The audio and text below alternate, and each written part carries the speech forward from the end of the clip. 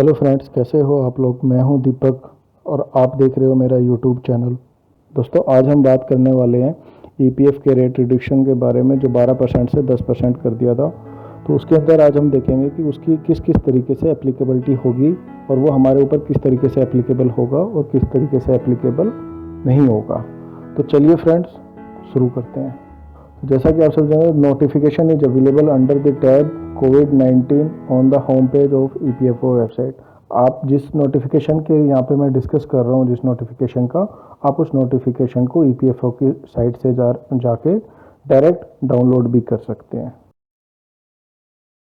तो as a part of Atmanirbhar Bharat package has been notified vide SO 1513 E dated 18/5/2020 published in the gazetted of India. ये Atmanirbhar Bharat package के अंदर भी notified किया जा चुका है एससीओ नंबर 1513 के अंदर। उसके बाद आते हैं मतलब reduction in statutory rate of contribution from 12% to 10% for wages month May 2020, June 2020 and July 2020। तो दोस्तों, हमारा यहाँ पे कन्फ्यूजन क्या था, उस टाइम पे गवर्नमेंट ने जब ये अनाउंस किया था कि आपकी ये डेट जो है 3 महीने के लिए आपको ये रिलीफ दे दिया गया है, 3 महीने तक के लिए आपको 10% ही पे करना पड़ेगा इंस्टेड ऑफ 12%। तो हमारा वहाँ पे डेट को लेके बड़ा कन्फ्यूजन था। तो डेट हमारी इन्होंने यहाँ पे बताई है कि वो किस तरीके से एप्लीकेबल होगा। तो उन्होंने कहा है कि सिंपल सा, उन्होंने कोई डेट ऐसी नोटिफाई नहीं की है, लेकिन इन्होंने यहाँ पे मंथ दे दिया, जैसे मई, जून एंड जुलाई। तो आप इसको 1 मई से मानोगे, यानी कि अभी हमारी मई की सैलरी जून में जाएगी, जून की जुलाई में जाएगी और जुलाई की अगस्त के अंदर जाएगी। तो इन 3 महीनों को हम यहाँ पे मानेंगे। उसके बाद आते हैं, ये हमारा कौन कौन से इस्टेब्लिशमेंट इसके अंदर कवर होते हैं। For all class of establishment covered under the EPF and MP Act 1952 announced on 13th May 2020 by the central government। तो इसके अंदर जितने भी छोटे हैं, पार्टनरशिप हैं, प्रोपराइटरशिप हैं, या और छोटे मोटे जितने भी शॉप्स हैं या कोई प्राइवेट लिमिटेड हैं या कोई बड़ी कंपनीज या जैसे कोई कॉरपोरेट्स हैं, वो सब इसके अंदर कवर होती हैं। ठीक है, ऐसा नहीं है कि आपकी ये दुकान उसके अंदर है, उसके अंदर 10 एम्प्लॉयज़ हैं या 15 एम्प्लॉयज़ हैं कि भाई उसकी कोई लिमिट है। कोई लिमिट नहीं है, इन्होंने सभी को इसके अंदर कवर कर लिया है जिनका रजिस्ट्रेशन सीपीएफ के अंदर हो गया है।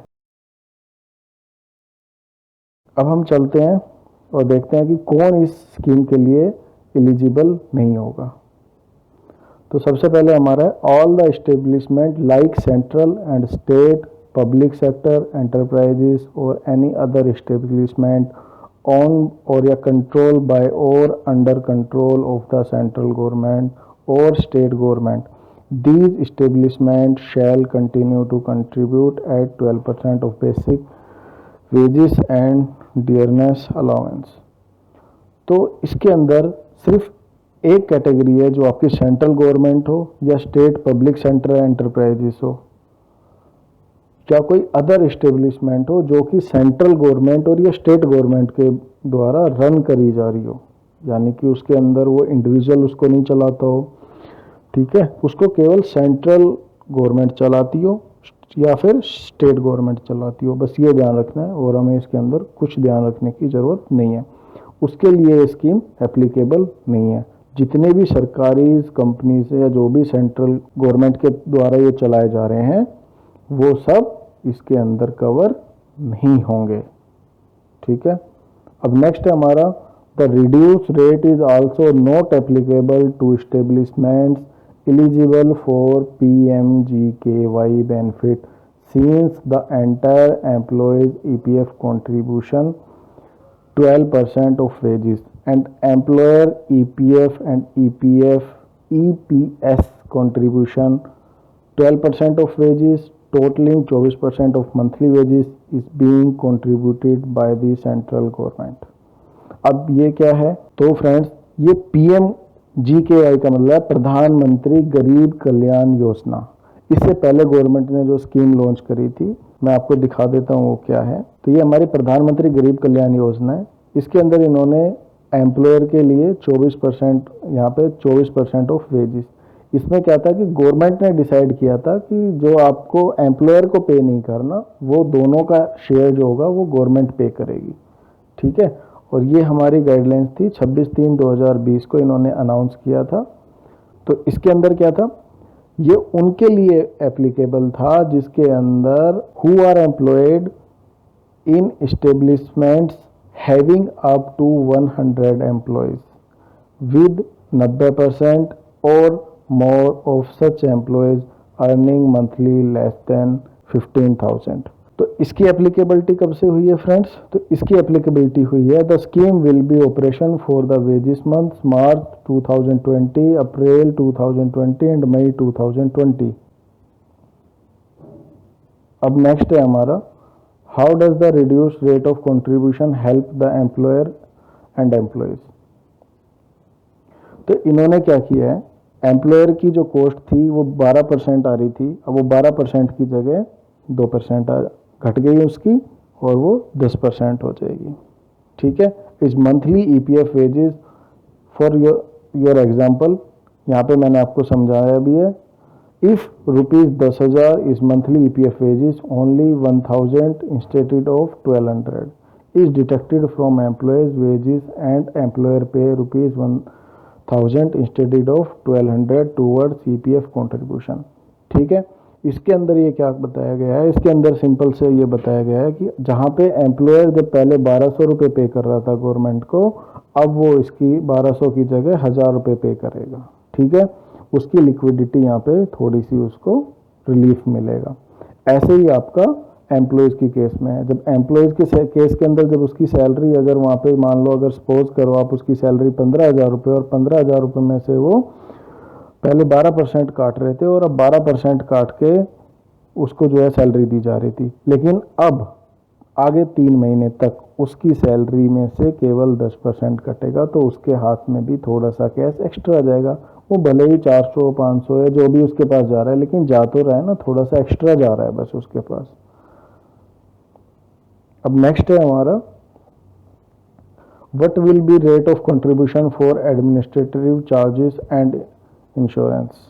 तो इसका आंसर है there is no change in the EPF administrative charges 0.5% of EPF wages subject to minimum prescribed.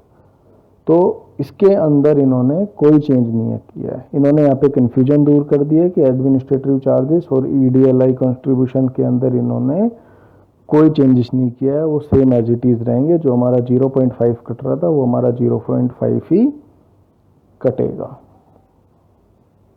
ठीक है, अब नेक्स्ट है हमारा, how is benefit availed, one has to pay at full rate and claim reimbursement later और direct payment at reduce rate can be made. तो establishment has to remit dues at reduce rate through the electronic challan cum return ECR itself. अब उसको ये समझाया गया है कि उसका वो बेनिफिट किस तरीके से ले सकता है, यानी कि किस टाइम उसको ये बेनिफिट मिलेगा एम्प्लॉयर को। देखिए अब हमारे को क्या होगा कि जब हम उसकी अपनी रिटर्न फाइल करेंगे, इलेक्ट्रॉनिक चालान जब हम बना लेते हैं और उसके जब उसकी रिटर्न फाइल करते हैं तो वो उस टाइम पे वहीं पे ही उसको उसका बेनिफिट मिल जाएगा। तो आपको अलग से कहीं जाके कुछ क्लेम करने की या किसी को मेल डालने की कोई ज़रूरत नहीं है, आपका वो कन्फ्यूजन यहीं पे दूर हो जाएगा। ठीक है, अब हमारा आता है next question, can the employer और employees pay at higher rate और a contribution rate of 10% is mandatory. अब भैया हमारे पास क्या हुआ कि हमारे एम्प्लॉयर को पता ही नहीं था, हमारे एम्प्लॉयर को पता ही नहीं था और उसने 10% की जगह 12% काट लिया। अब क्या होगा, चलिए देखते हैं। The reduce rate of contribution 10% is minimum rate of contribution during period of package. The employer, employee और या both can contribute at higher rate also. देखो, जिस एम्प्लॉयज को अपना पीएफ 12% कटवाना है वो 12% कटवा सकता है, जिस एम्प्लॉयर को अपना 12% रेट काटना है वो काट सकता है। गवर्नमेंट ने उसके ऊपर कोई रेस्ट्रिक्शंस नहीं लगाया है। गवर्नमेंट ने सिर्फ ये कहा है कि हमने इसका रेट 12% से घटा के 10% कर दिया है। आपकी मर्जी है कि आप 10% हमारा मिनिमम रेट है, आप चाहो तो 10% काट सकते हो, नहीं तो आप 12%, आपकी मर्जी है, आप काट लो। ऐसे ही एम्प्लॉयज के ऊपर डिपेंड करता है। कोई एम्प्लॉयज कहता है कि नहीं भैया आप हमारा तो जो है 10% काटो, मेरे को कुछ पैसे की ज़रूरत है, तो एम्प्लॉयज की जगह कोई दिक्कत नहीं है, आप चाहो तो उसको 10% काट दो अगर वो चाहता है। अगर वो मना करता है कि नहीं आप मेरा 12% काट लो, तो आपको उसका 12% काट के ही जमा कराना है, ठीक है। अब एम्प्लॉयज क्यों नहीं चाहेगा कि मेरा 10% कटे, सोचने वाली बात है। अब इसके अंदर क्यों नहीं चाहेगा, तो देखो सबको पता है अगर वो 10% अपना पीएफ यहाँ पे कटवाता है तो उसकी अमाउंट भी वहाँ पीएफ अकाउंट में भी कम जमा होगी, उस पर रेट ऑफ इंटरेस्ट भी उस पर क्या होगा, कम मिलेगा। तो वो अपनी अमाउंट यहाँ पे ज़्यादा ही कटवाएगा ना, ज़्यादा ही बोलेगा डिटेक्ट करने के लिए कि आप मेरी अमाउंट जो कट रही थी एज इट इज़ आप डिटेक्ट करके चलो, क्योंकि मेरे को जहाँ पे मेरा गवर्नमेंट अकाउंट में जमा हो रहा है तो मेरे को वहाँ पे इंटरेस्ट जो मिल रहा है तो वो इंटरेस्ट तो उसी अमाउंट पे मिलेगा ना। अगर मैं 10% जमा करा रहा हूँ तो मेरे को 10% पे मिलेगा, अगर मैं 12% जमा करा रहा हूँ तो मेरे को 12% पे मिलेगा। अगर कोई एम्प्लॉय ज़्यादा समझदार होगा और वो समझता है इस चीज़ को एम्प्लॉयज, तो वो कभी नहीं कहेगा कि आप मेरा 10% काट लो, वो कहेगा जी आप मेरा 12% काट लो। उसको अपनी सेविंग करनी है, सेविंग के लिए वो अपने प्लेटफॉर्म से दूसरे प्लेटफॉर्म पे नहीं जाएगा, ठीक है। तो ये आपके ऊपर भी डिपेंड करता है कि आप अपने एम्प्लॉयज को समझाना है, नहीं समझाना। कोई एम्प्लॉय समझदार है वो अपने आप समझ जाएगा, नहीं समझता तो कोई बात नहीं, छोड़ दो। अब चलते हैं हम नेक्स्ट पे। नेक्स्ट है हमारा My establishment will not be able to remit dues timely during the scheme period. Is it still eligible for reduced rate of contribution?